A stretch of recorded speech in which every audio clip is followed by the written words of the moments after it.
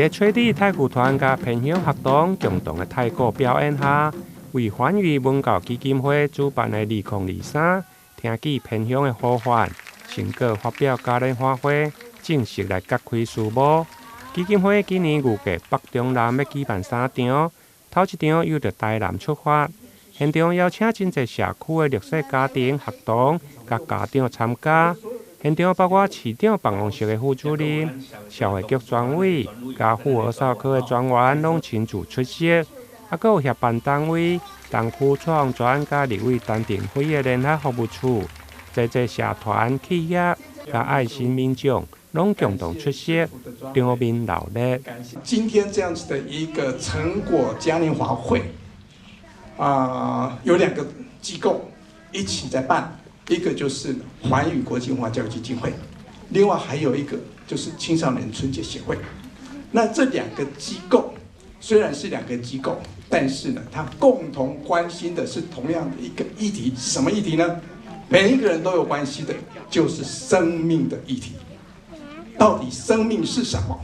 在我个人，我们还有许多的同仁也都是这样相信。我相信在座也有很多人认同。每一个人的生命有3个面向，一个叫做身，一个叫做心，一个叫做灵，身心灵3项，然后呢，立足于天地之间，形成了天地人3才。所以呢，3项跟3才的这样的一种基本结构，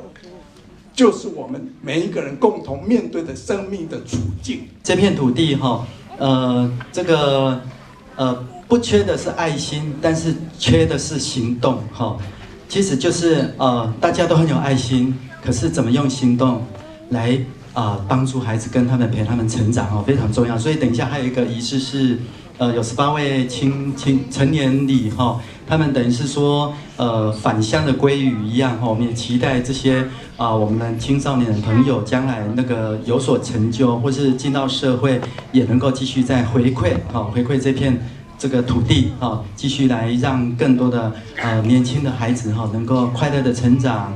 快乐的读书将来那个能够有所成来回报给这个社会基金会董事长除了一一颁奖感谢状，给所有参与的协办单位。另外，现场有贵宾为了基金会过于回流的青少年举办成年礼祝福，现场温馨。在颁奖加成年礼过后，现场有环宇的偏乡据点，包括林德、关庙加新市的学童才艺表演，有太鼓、